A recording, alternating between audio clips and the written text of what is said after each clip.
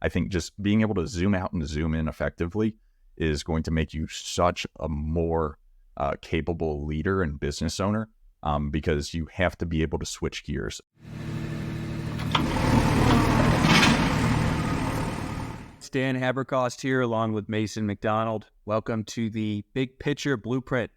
Today we're going to talk a little bit about lead measures in your business. And this topic came up because I did a talk at my real estate group last week, and Mason was there, where I showed how to take goals and break them down into monthly, weekly, and even daily lead measures and to create a feedback loop. So not only do you know that you're doing the things you need to do every day to hit your goal, but you're measuring them to get a better understanding of the amounts of those things you need to do to hit whatever metric you're trying to hit.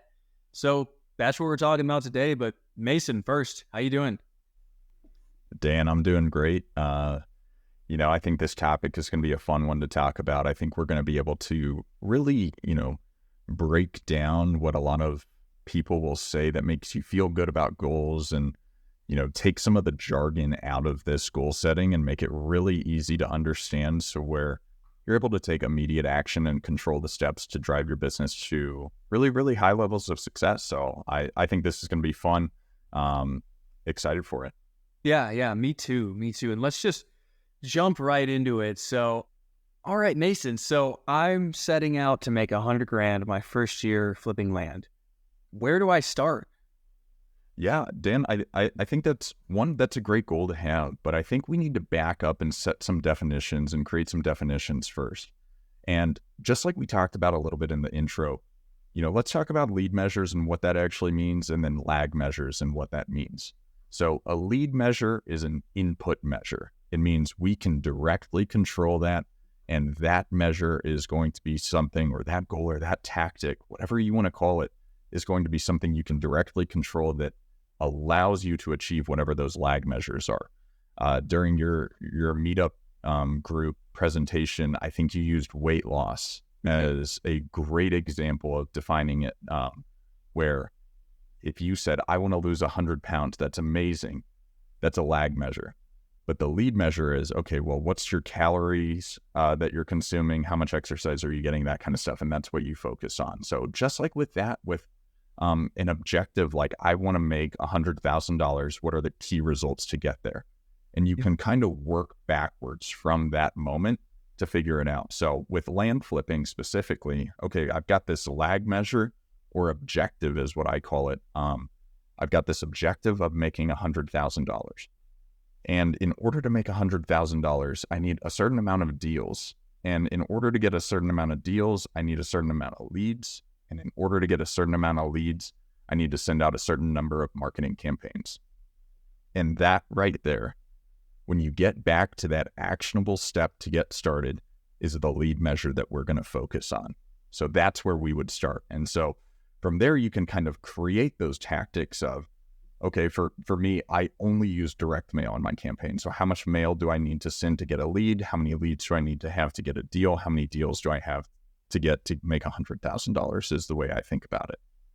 Yeah, no, that's a great explanation there, Mason. And I like what you said, and kind of the beauty of this whole conversation is working backwards. So you can do anything you want. It's just a matter of working backwards. And that concept is really exciting to me. And so starting with the goal, I think there's a few parameters we should mention. So you hit on this a little bit, but a $100,000 net income goal fits the characteristics of it's in a set timeline, it's specific, and it's quantifiable, right? It's not vague. It's not, I want to improve my systems in business, or I want to get better at, running or something vague. It is specific. It's in a set timeline, and it's easily measured and tracked. And so your goals that you start with need to fit those few characteristics there, and then you can work backwards. And so, all right, we're going to take yours of 100K in land. You want to actually talk through what that would look like with the numbers you have in your business or we have in our business? Yeah, absolutely. So love what you said. It goes back to the jargon we kind of talked about, the SMART goals of the specific, measurable, achievable, relevant, and time bound, of which okay, I want to make $100,000 in a year flipping land. That's perfect. So we've got that objective. And now from that key result, okay, so for me personally, I get a deal about every 800 letters that I send, and so, the additional metrics that I talked about before, we don't even have to dive into those, walking down the chain. So if I send 1,600, I'm going to get about 2 deals. And my deal size is extraordinarily variable. So my average deal size is probably closer to 40 or 50,000 per deal. But my median deal size is more like 12,000. And I think that's an important distinction that we need to make in this business. Yes. We'll talk about statistics all the time on this show, where it doesn't matter where, I've gotten a deal where I've made $161 and I've gotten a deal where I've made $150,000 where, that right there, that's not enough data to really show anything. So you really need to be focusing on the median whenever you have a really small sample size. So assuming that I'm making about $10,000 per deal, we're going to use these numbers because math is hard. And it takes 1,000 letters to send to get one deal to make $10,000. How many deals do I need to, or how many pieces of mail do I need to send? I'm not going to pull out my calculator, but to me, that means I need to send out 10,000 mailers, which is going to cost me about $5,700. And if I spend $5,700, that's going to make me $100,000. This isn't a perfect world, obviously, but I think that right there is such an easy objective to achieve whenever you break it down that way. So I think, if you were to be setting your goals of like, okay, well, I need to send 1,000 pieces of mail every single week or every single month, depending on what your budget is and what you can afford. And that is going to help allow you to achieve it. But going back to what I said on average, I get a deal per 1,000, but sometimes I'll send 2,000, 4,000, 5,000, not get a single deal. And sometimes I'll send 1,000, get 5 deals. So it's about maintaining consistency, which is something we'll have to dive into. Yeah, let me hit on that because this is something that I see not well understood so frequently with business people. I think I told the story of there's a private equity investor. Think of him similar to Warren Buffett. I like to read his memos he puts out, and he wrote an article about, or used an analogy of the 6-foot man that drowned crossing the river that was 5 foot deep on average. And averages are not reality at all. Yeah, no. And just like you said, if you have a small sample size, averages are meaningless. If you're sending 1 million mailers a month, you'll probably get a good, useful average. But, I'm sending about 10,000 mailers a month. Even that really isn't enough to get a good average. So averages are not reality, and you need to be prepared upfront to not get that average until you've been executing for a long period of time, right? Go back to high school, the law of large numbers. If I take a sample of 10 random men in the U.S. and look at their height, I could have a bunch of people that are 6'4". If I take 10 million men and sample their height, I'll probably get a very good representation of the average. So same thing applies to marketing in your business. But I'll pause for a moment there, Mason. Yeah, no, absolutely. I think that makes so much sense where it's about maintaining consistency over a long period of time to achieve a sample size that gives you meaningful data. Yep. And I think before we kind of really dive into where you should start pivoting if your lead metrics are not actually, adjusting your lag metrics, say, in this business. And I think this is the perfect example of the most simple lead and lag metric of number of marketing pieces to actual deal or to actual dollar amount from a net income perspective, where, if you've sent 10,000 letters and you've kind of heard consistently that, hey, people are usually getting, 10 or 20 responses per 1,000 and 1 to 2 deals per 1,000, and you haven't gotten a single response, that might be something that we have to adjust and change. But yeah, I think, really, really focusing on the definition of the metrics that you're using is so crucial whenever you're starting a business, because I think,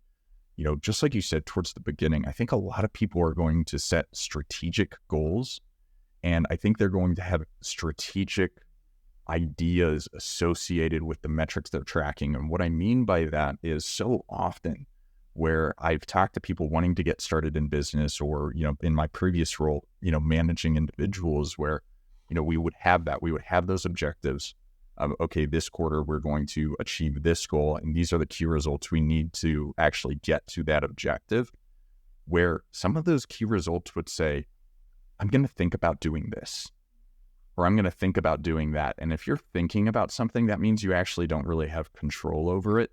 So you need to really, really hammer that point home of, if you cannot control it, and if there is not an actual deliverable result for the lead measure, meaning I, want to improve, patient satisfaction scores in a hospital, and I can see that it's food scores on the patient satisfaction survey that's going to do it. What you need to do from a lead measure standpoint is, your lead measure can't be like, talk to someone about this. It's, you need to actually go and do something. So I just want to hammer that point home, where if you are not focusing on those lead measures that you can actually control, it doesn't really matter. But Dan, I kind of want to talk about, when do you, what is a large enough sample size to determine whether or not you need to pivot your lead measures? If you sent 10,000 letters and you didn't get a single response, is that something that you should pivot? Or how would you approach that if you sent 10,000 letters and hadn't got a single response in your land business? Great question, and great transition to what I want to talk next about, which is tracking and iterating and adjusting. And so the idea of what we're trying to do here is create a feedback loop so that you can verify whether your assumptions around X input equals, X output are correct. Maybe they're high, maybe they're low. And so what I do in my business is, my CRM, Pebble, has a method for just tracking responses. So I get total responses for every campaign. But then I just have a separate sheet where for each campaign, I track exactly how many deals we got out of it, and then the net profit off of each one of those deals. And unfortunately, as much as we'd love the sales cycle to be a month or two, that's just not reality. So at the end of every month, I go 6 months in arrears, and I look at those mail campaigns from 6 months ago. And of those campaigns, what ultimate result did I get? Was it 500 mailers for a deal? Was it 1,500? And then deal is kind of arbitrary, because a deal could be a $2,000 profit. It could be a $200,000 profit. So ultimately, I looked back at, for how many mailers did it take to make, X dollars, right? Did I get 10 grand out of 1,000, or did it get 100 grand? And so looking back for several different markets and several different campaigns helps give me a better point of reference and know whether I should move elsewhere. And so I don't have a clear number for you as far as, hey, X amount is an appropriate sample size, because I'm in a bunch of different markets that have different amounts of people I can mail. But on average, I want to see at least a 10-to-1 return, right? If I spent $1,000, we need to have netted at least 10 grand. And even that, honestly, in this business isn't great. But to make this more practical for the newbie, I would start with 10 times the metric. So if I expect 1,000 mailers to get one deal, start by sending 10,000 mailers. And if you get nothing, then yes, something is wrong. It's not just a matter of not saying enough volume. There is something wrong, whether it's your sales methodology or your mailers or something there. That's how I do it. And that is really helps too, because so often, especially because the sales cycles are longer in this business, you don't realize how different the response and ultimately the income you're getting from different markets is. So 6 months in arrears, once a month, I do my numbers.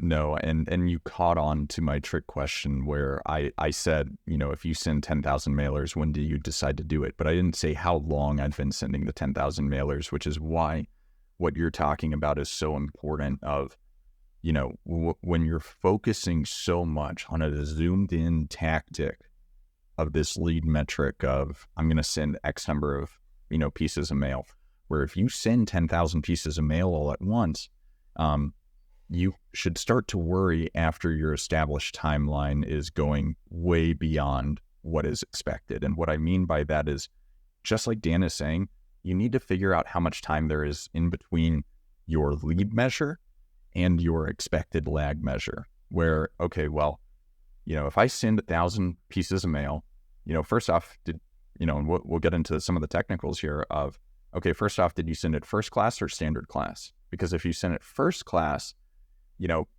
maybe it'll take a week or so until it's actually sent, because the mail house has to print it. They have to actually stamp it and send it out and everything like that. So if you give it 1 to 2 days there, and you're at 7 days now of when people actually start receiving the mail for first class. If you had done standard class, it might be several weeks. And so, okay, well, people got it, and are they going to respond right away, or are they going to put it in the mail pile on the kitchen counter and then go back and look? Where for me, if I send a campaign first class, I expect to start getting responses usually 2.5 to 4 weeks after I've actually sent the campaign.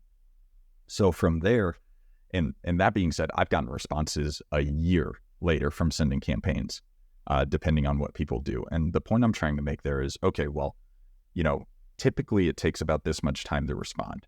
And if we're so focused on being zoomed in on, these lead measures, don't expect the instant gratification you feel after you achieve one of those lead measures. It's called a lag measure for a reason.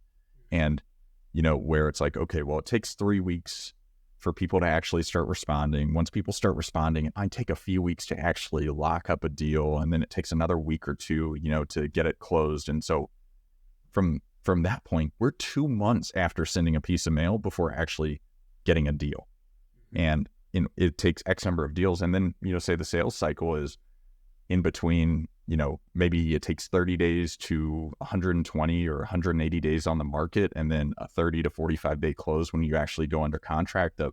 You might not actually see any of those lag measures achieved until 6 months after you execute on a lead measure. So you think about it from the standpoint of like, okay, well, I'm not going to get any results from my January work until July. And by setting that expectation up on the back end and being very conservative with it, you're able to operate more. But that gets difficult when you are a newbie and you need this money to be coming in rapidly. And that's a different metric that you have to achieve of, okay, well, with this type of business, if the expected, timeline from whenever you do that initial, both, financial investment or capital investment into the mail, as well as sending it out, is going to take that long, how are you going to drive business in that? And the only way to do it, if this is your meat and potatoes business, is to be constantly focusing on those lead measures.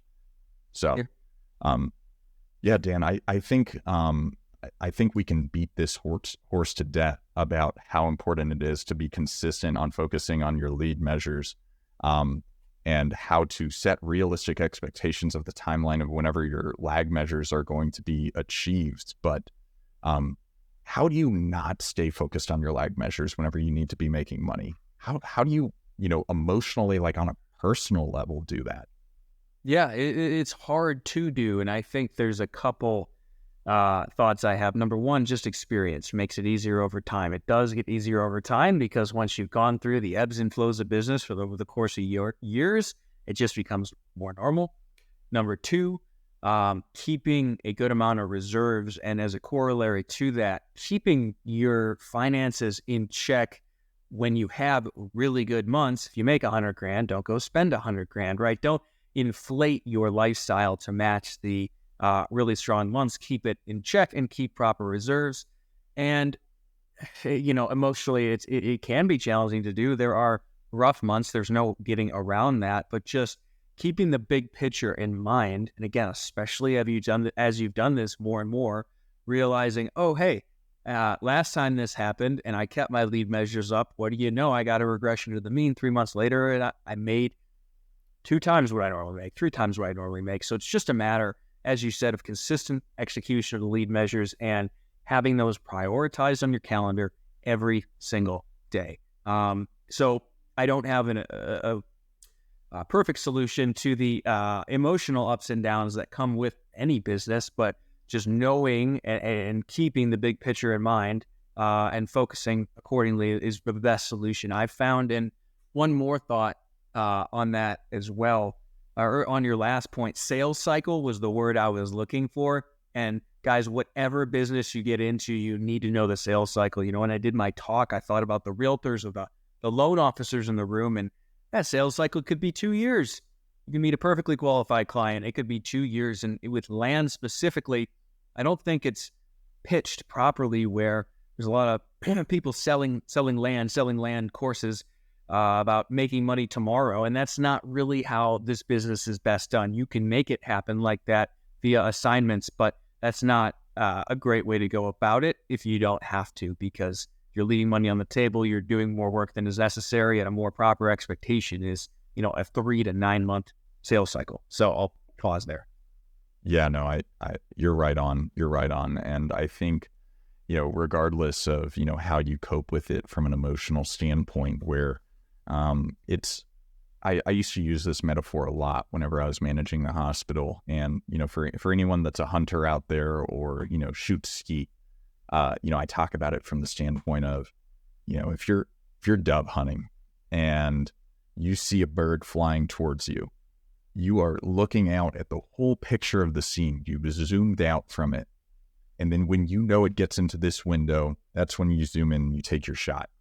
And that's so necessary to do in business, because otherwise you're going to be so defeated all the time if you're just focusing on your lag measures or you're just focusing on your lead measures, where, I had no sales in the month of May. Now, I bought a lot of property, and so, it's going to happen. It's going to feel really good. But I can look back and see, okay, well, May was an off month, but I had a great April and a fantastic January and February. And in May, I was feeling depressed because I was like, what am I doing? Like, I don't have money coming into the business. I haven't made any sales. I'm still getting paid on owner finance deals, and I've got, consulting work that's paying my bills and everything.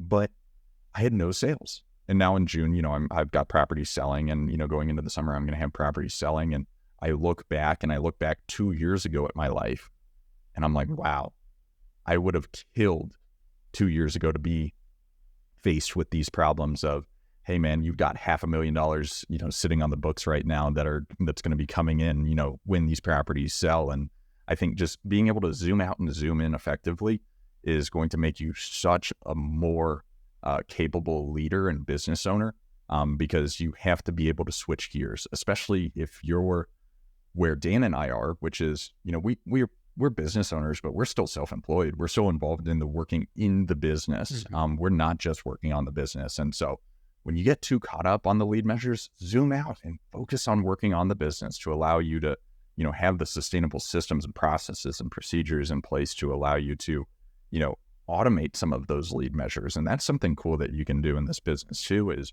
the process of focusing on my lead measures. It only takes me an hour or two per week. And that right there is insane to think that hour or two per week can make me $1 million in a year. Yep. But, this is so applicable to all businesses. It's not just land. It's every aspect of, whether it's real estate investing or, my background in healthcare or anything like that. But I think in terms of defining a more complex lag metric of, something that, to kind of pivot a little bit on focusing on a lag metric associated with the actual business rather than, financial goals. Something that, I've been working towards in my business is, okay, I'd like to automate my business in its entirety by the end of the year with a goal or a strategy or an objective that's kind of that complex. Dan, how would you change your approach, if at all, to defining a lead metric for something like that? Yeah, that's a little more complex. And so again, it needs to be broken down into practical steps. And so I would first start by putting everything on paper that I'm still doing in the business that I want to offload. And I would define it in its entirety, right? Create a simple job description, or maybe it's one job with a variety of tasks. I'm not sure the volume of the work, but put it on paper, make it clear, quantifiable, definable, and then assign, all right, do I need one employee for this, 2, 3? Is this something my existing employees can do? Figure that out, and then you have a blueprint, more or less, of what needs done, how many people you need to do it, and then you can set metrics around hiring and training. And maybe there needs to first be a metric, well, I need to get to a certain level of profitability before I'm actually working on this daily. But once it is clearly defined exactly what needs done, how many people you need to do it, and what that costs, you can then make a decision on when this is financially viable. And maybe it is immediately. And if that's the case, then I would set lead measures around interviewing.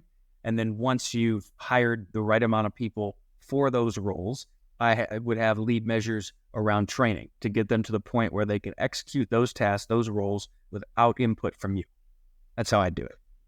Yeah, I think you said it very succinctly there. And I think one thing that I've kind of recognized in my business is there's, positive tactics and negative tactics. And I don't mean that in like a positive feel good way or negative feel bad way. It's more about addition versus removal, where sometimes whenever I'm operating and trying to figure out how to approach these more complex objectives in the business, I will think about it from like an emotional standpoint of, okay, what is causing me stress in the business? And it'll be like, okay, well, to give a personal example of, I purchased, $500,000 worth of real estate last month, and I needed to raise $300,000 in about a week to purchase these two properties. And that right there, I was like, okay, this is stressing me out. How do I remove this stress in the short term and the long term? And it's boiling it down to those lead metrics of, okay, well, I'm going to call, 10 investors every single day until I can raise that money. And then in the long term, how do I do it so where I never have to feel that way again? Because that's the worst thing in the world, is having to feel like you have to scramble all the time. And it's, okay, well, I'm going to add 2 investors into my investor book every single week. So I know that it is now an automated process. It's part of my standard operating procedure of, okay, if it's a deal size this big, I create this and I send it to these people, and I know one of them are going to do it. And I think it's that removal of pain in a process that you can actually turn into a lead measure that's really allowed me to flourish in my business, because now I'm not as stressed about things, because everything has a process associated with it. And getting down and creating processes is something that's going to help you feel better. And if you feel better, you can do better business, and it's going to help you actually, sustain your business in a more effective, efficient, and income producing way. Yep. So next thing I kind of want to move towards, Dan, is you can set all these goals all day, but God, if it's just you holding yourself accountable, I've been to the gym and it's been leg day, and you, my gym partner, haven't been there, and my leg workouts whenever you're not there is a lot different. Sure. So how, let's talk about the power of accountability partners and kind of why it's so crucial for you to have an accountability partner in your business, and what it's done for you in your business. And we can talk a little bit about what it's done for me in my business too. Sure. So having some form of accountability is essential, and this is going to differ a little bit depending on your personality, but Mason and I do this and help each other here, but I think it's important that you have someone who isn't too far ahead or behind. You don't want someone who's just starting a business. If you have an established business and they think 100 grand's a lot of money and you're trying to make $1 million, that's not so good. That they don't have the proper perspective to hold you accountable. They need to be, close to where you are at, and their goals need to be just as big, if not bigger, than yours. And by that same token, if you're trying to make $1 million, you don't want to go talk to someone who's working on making 100. And so that's why it works well for Mason and I. And on a practical level, what do we actually do? How do we do it? Well, we have all our goals shared, and then we have our corresponding lead measures shared and an outline of how they're supposed to be executed every week. And so every Monday, he and I meet, we talk through whether or not we hit all of our metrics for each one of our lead measures for the corresponding goals, and talk through any sort of problems with them, problems in the business, give each other insight and solutions from a third-party perspective. And that is incredibly helpful, both from an accountability standpoint, but also just from an objective advice standpoint, because it's so easy to look at someone else's business, especially if it's a business you're in, and know what they need to do. It's hard to do that with your own because you're emotional about it. It's your business. And we often joke, that I should just tell him what to do every week and he should tell me what to do every week, because it's much easier from the outside perspective. So yeah, that's been really, really powerful. And there's a lot of versions of that. Could be your spouse for some people, a friend, a business partner. But what Mason and I do works very well. So some version of that, I think everyone listening should implement. Absolutely. And Dan, talking to someone and creating an accountability partner where they're at a similar level to you is so crucial, because it's the idea, it's the idea of the Peloton of we're always either pushing or pulling someone forward. And, so a Peloton in its original sense, it's like a biking terminology of, you've got someone in the front, and then the person in the back comes around and is the leader. And that's constantly happening. If you ever ran cross country, which, based on my cardio health, I did actually run cross country, believe it or not. It doesn't show anymore, but, it's, with Dan and I, where we're always kind of pulling ahead of each other, makes it really exciting, because we don't view each other as competition. We both want the other person to succeed, but I'm competitive as a person. And so, it'll be funny where it'll be like, okay, net revenue in the pipeline is a goal that we track, or an objective that we track of. I think in the first quarter of this year, both of our goals were, well, not both of our goals. My goal was to create $300,000 worth of net revenue, through acquisitions. And Dan's goal was to create $300,001, which makes it really fun to be able to compete like that. And you feel like a jackass if on Monday it's like, well, dude, you were working all week. You said you were going to send 3,000 pieces of mail. Like, why did you not do it?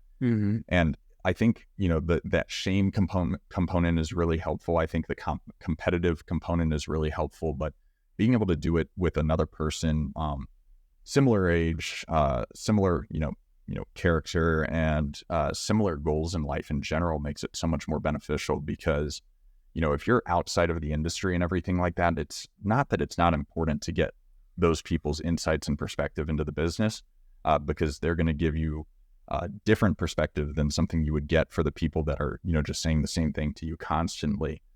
But I can tell you how powerful it is just being able to have that accountability partner, with Dan and in general, and how much it's made my business flourish, because just like Dan joked about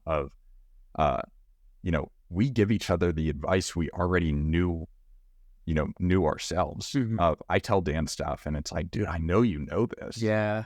And sometimes it's validating to get that external perspective of someone that is objective, where, I obviously want Dan to succeed, but it's, if he doesn't succeed, it's not like I'm not going to be able to afford my mortgage or anything like that. So I'm able to give him very objective, non-emotional advice that he knows, but might not listen to, because I don't know, sometimes that internal voice is not as powerful as the external voice that you hear. So find yourself an accountability partner. I think we can kind of wrap up the show with some final thoughts and summarize this, where, start out with the end in mind. For real estate, I think it's a great idea to create a financial goal and then look all the way back and keep going back of, how do you create the most controlled lead metric that you can to focus on, that you can do in your business every single hour, every day, every week, to achieve that, and then creating an established timeline of the lead to lag metrics so your expectations are in line. And if you can do that, you can succeed in any business. And, to leave you guys with just a book recommendation, from me before I pass it back to Dan, Measure What Matters by John Doerr. John Doerr is a venture capitalist. He invested in Google right at the beginning. He knows what he's doing, and he has the OKR methodology, which is objective and key results. And it's exactly what we're talking about. It's a very great, easy to read book that tells you everything that we need to do in our businesses to succeed at levels like Google has. Dan? Yeah.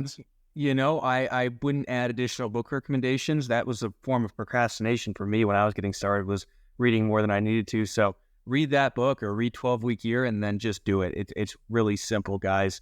Beyond that, I don't think I have anything else to add. I think that was well said, Mason. So I think we'll wrap it up there. Thanks for joining us. Go out there, establish your lead measures, and execute them relentlessly.